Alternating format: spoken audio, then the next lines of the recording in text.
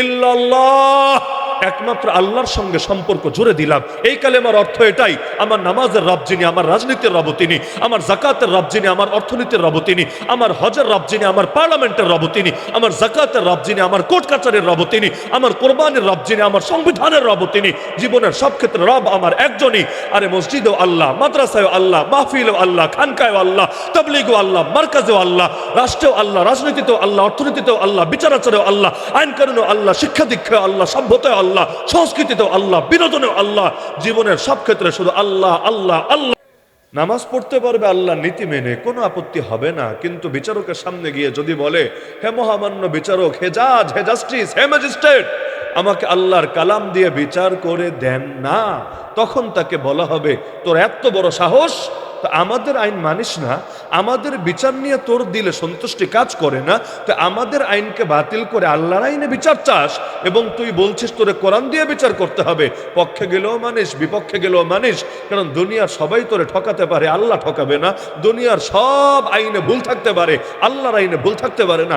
এত বড় সাহস তোর, তুই আদালত অবমাননা করেছিস, এবং হতে পারে তুই কোনো জঙ্গি বাহিনীর সদস্য হয়েছিস, যা বাকি জীবন কাশিমপুরে ডাইল ভাত খায় থাক। অপরাধ কি? আল্লাহর কোরআনের বিচার চেয়েছে, এটাই অপরাধ।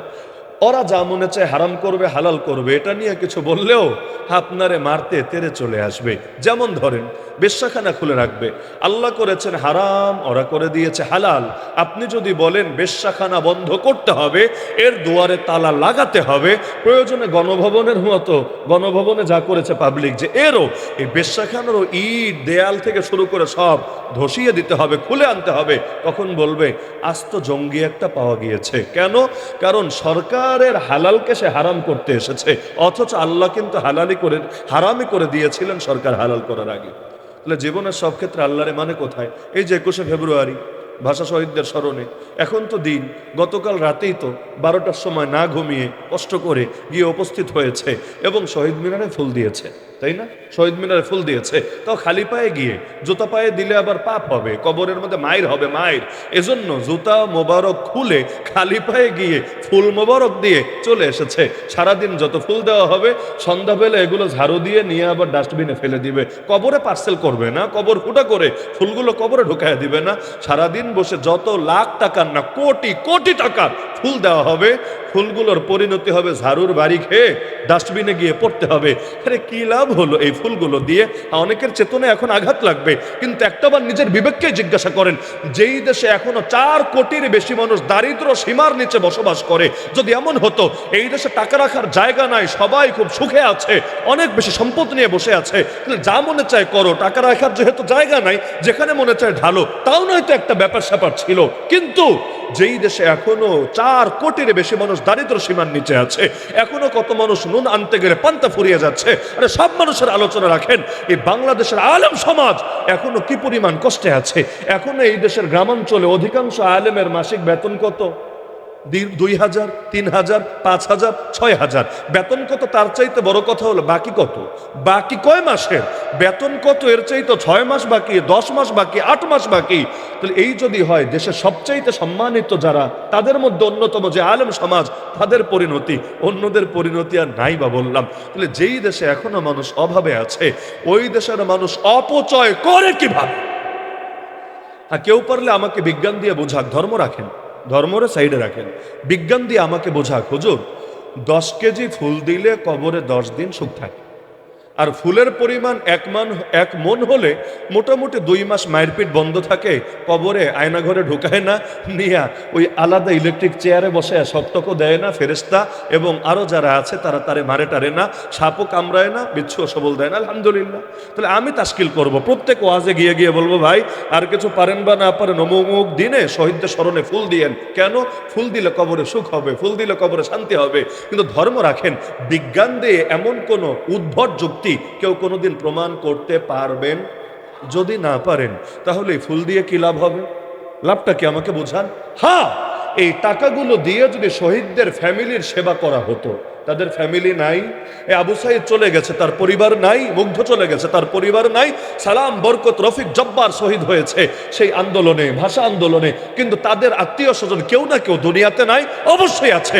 তারা খেয়ে আছে নাকি না খেয়ে আছে, ঠিকমতো কাপড় চোপড় পাচ্ছে নাকি ছেঁড়া জামা পরে দিন কাটাতে হচ্ছে, তাদের কর্মসংস্থানের ব্যবস্থা হয়েছে নাকি বেকারত্বের অভিশাপ নিয়ে ঘুরতে হচ্ছে, এটা নিয়ে কোন সরকারের ফিকির আছে, কোন মিডিয়ার ফিকির আছে? এই প্রথম আলো, ডেইলি স্টার থেকে শুরু করে চেতনা, বাজরা, এগুলো নিয়ে কবে প্রতিবেদন ছেপেছে, এগুলোর খোঁজ খবর কবে নিয়েছে? অথচ এত কোটি কোটি টাকা লাগতো না, এর 10 ভাগের 1 ভাগ টাকা দিয়েও যদি তাদের ফ্যামিলি সেবা করা হতো, নিঃসন্দেহে এটা শহীদদের জন্য বড় একটা খেদমত হতো, বড় অবদান হতো। আম্মাজান খাদিজা রাদিয়াল্লাহু আনহা দুনিয়া থেকে চলে যাওয়ার পর আল্লাহ রাসূল সাল্লাল্লাহু আলাইহি সাল্লাম তার আত্মীয় শুধু না, তার বান্ধবী যারা ছিল, নারীদের থাকে না অনেকের সাথে ভালো সম্পর্ক, বান্ধবী, তাদেরকে পর্যন্ত নবী উপহার পাঠিয়ে দিতেন। বিভিন্ন সময় নবী যে তাদেরকে পর্যন্ত বিভিন্ন উপহার উপঢৌকন প্রেরণ করে দিতেন। তো নবীর আদর্শ থেকে তো এটাই শিখলাম যে যার অবদান আছে তোমার উপরে, তুমি তার ফ্যামিলিদেরকেও খেদমত করার চেষ্টা করো, এটা মূলত ওই ব্যক্তিরই খেদমত হবে। এটাই তো যুক্তির কথা।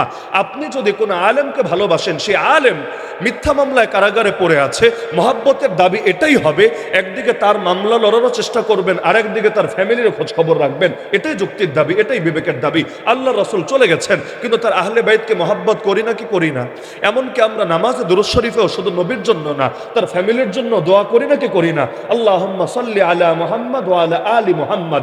মুহাম্মদ তো আমার নবীর নাম, কিন্তু আলে মুহাম্মাদ আবার কি জিনিস?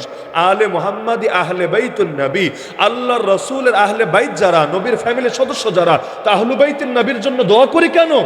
এজন্যই দোয়া করি, কারণ নবী যেমন ভাবে তাকে সম্মান দেখাতে হয়, তার ফ্যামিলিকে সম্মান দেখালে এটাও মূলত তার প্রতি সম্মান হয়। কুল লা আসআলুকুম আলাইহি আজরা ইল্লাল মাওয়াদ্দাতা ফিল কুরবা, এর একটা তাফসীর এটাও বটে। তাহলে শহীদদের যদি খেদমত করত, অবশ্যই যৌক্তিক ব্যাপার হতো এবং আমাদের সকলের সমর্থন থাকতো, এবং প্রত্যেকে 2 টাকা দিয়ে হলেও এই খেদমতে শরীক থাকতো। কি থাকতেন না আপনারা? কি থাকতেন না? অবশ্যই থাকতেন। কিন্তু এগুলো না করে শহীদদের নামে মূর্তি বানালে শহীদদের কি ফায়দা হবে? আল্লাহ তাআলা বরকত দান করুন, রহমত বর্ষণ করুন শহীদ আবু সাঈদের ফ্যামিলির উপরে। শহীদ হওয়ার পরেই তার ফ্যামিলি সরকারকে জানিয়ে দিয়েছে, অনেকেই হয়তো জানেন, যে আমাদের আবু সাঈদের নামে কোনো ভাস্কর্য, কোনো মূর্তি নির্মাণ করা যাবে না, আমরা কিছুতেই সমর্থন করি না। আসলেই তাদেরকে হাজারবার ধন্যবাদ দেওয়া দরকার, তাদেরকে হাজারবার শুকরিয়া জানানো দরকার। এরকম ঈমান তো প্রত্যেকের ভেতরে থাকা দরকার, যে যে চলে গেছে তার জন্য পারলে দোয়া করো আল্লাহর কাছে, কিন্তু তার নামে মূর্তি বানাবা, ভাস্কর্য বানাবা, এটা তার কি উপকার হবে? উল্টো এর দ্বারা এই তার নামে যে গুনাহগুলা ছড়ায় দিচ্ছ, এটা তার জন্য মানহানি বটে, লজ্জাজনক বটে। তো এই ফুলগুলো না ছড়িয়ে যদি এই টাকাগুলো দিয়ে দরিদ্র মানুষের খেদমত করা হতো, এতিমদের সেবা করা হতো, যদি গরিব মানুষদের একবেলা খাবারের আয়োজন করা হতো, অবশ্যই ভালো হতো না মন্দ হতো? আপনি আপনার যুক্তিকে জিজ্ঞাসা করেন। আমি আগেই বলেছি, ধর্ম রাখেন এক পাশে, আপনি বিবেক দিয়ে, আপনার বিজ্ঞান দিয়ে, আপনার যুক্তি দিয়ে, আপনার ফিলোসফি দিয়ে চিন্তা করেন না। একদিনে এই ফুলগুলো না দিয়ে, ফুলের টাকা দিয়ে গরিব দুঃখীর খেদমত করলে অথবা তাদের আত্মীয় স্বজনের সেবা করলে লাভ হতো না লস হতো? লাভ হতো না লস হতো? এমনকি এই যে কোরআনের মাহফিলের আয়োজন করা হয়েছে তাদের স্মরণে, অবশ্যই লাভ হবে। কেন? এই মাহফিলে তাদের জন্য দোয়া হবে, এই মাহফিলে তাদের স্মরণে আলোচনা হবে, নিঃসন্দেহে এটা তাদেরকে বড় উপকার করবে। তো যেখানে লাভ এটা করার খবর নাই, যেখানে লস ওইটা করতে কোনো দ্বিধা নাই, তার মানে সব কিছুর মূল হলো ধান্দাবাজি ছাড়া কিছু না। অতএব চেতনা হয়ে গেছে তো এগুলো বলাও পাপ, বলাও পাপ। এই যে এই কথাগুলো যখন শুনবে দেখবেন বেচারাদের টেম্পারেচার হট হয়ে গেছে। অথচ অযৌক্তিক কাজ করার কি দরকার আছে? সংস্কার আর কুসংস্কার, এত সংস্কার সংস্কার সংস্কার বলে কুসংস্কারকে আঁকড়ে ধরার কি প্রয়োজন আছে? কেউ মারা গেলে দেখবেন সংসদে 1 মিনিট দাঁড়ায় থাকে তার স্মরণে, থাকে না?